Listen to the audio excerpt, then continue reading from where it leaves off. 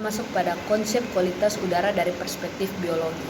Kualitas udara biologi adalah kajian kondisi udara berdasarkan keberadaan agen biologis yang dapat menimbulkan dampak kesehatan pada manusia, hewan, dan lingkungan.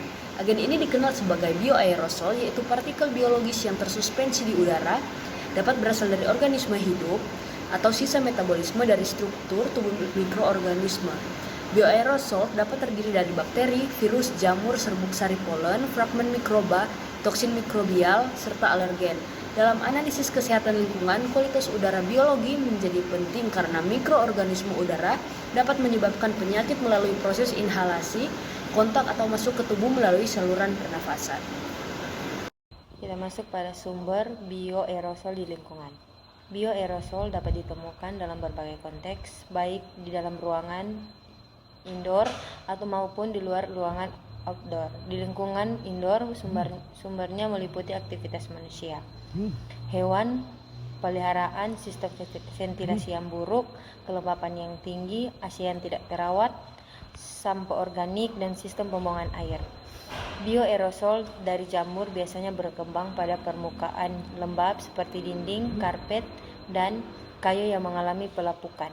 Di outdoor, bioaerosol berasal dari tanah, air, vegetasi, kendaraan, pembakaran biomasa, hingga industri. Alergen seperti serbuk sari juga menjadi bagian utama bioaerosol outdoor, terutama pada musim tertentu. Jenis bioaerosol dan karakteristiknya. Secara umum, bioaerosol dibagi menjadi beberapa kategori berdasarkan tipe mikroorganisme. Pertama, bakteri biasanya berukuran 0,5 sampai 5 dan dapat bertahan lama di udara jika kelembapan cukup tinggi.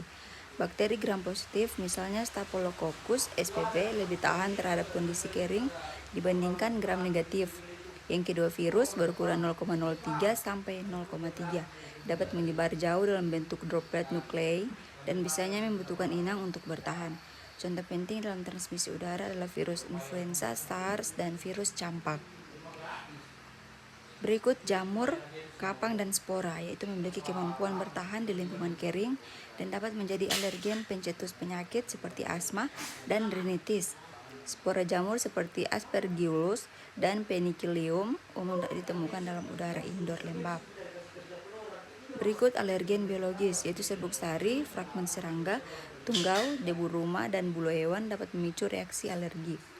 Setiap jenis bioaerosol memiliki karakteristik kemampuan bertahan hidup yang dipengaruhi oleh suhu, kelembapan, radiasi, dan ventilasi udara. Dampak kesehatan akibat pencemaran udara biologi. Kontaminasi bioaerosol dalam udara dapat menyebabkan gangguan kesehatan melalui berbagai mekanisme. Penyakit yang dapat muncul antara lain, yang pertama, ada infeksi saluran pernafasan akibat paparan bakteri, virus, dan jamur patogen. Contohnya tuberkulosis, flu, COVID-19, dan infeksi jamur paru. Dan yang kedua, ada penyakit alergi dan hipersensitivitas seperti asma, rinitis alergi, sinusitis kronis, dan hipersensitivity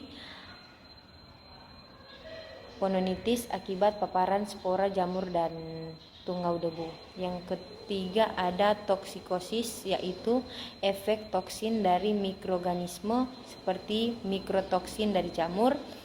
Mikrotoksin dapat menyebabkan gangguan neurologis, iritasi saluran pernafasan, serta imunosperisi.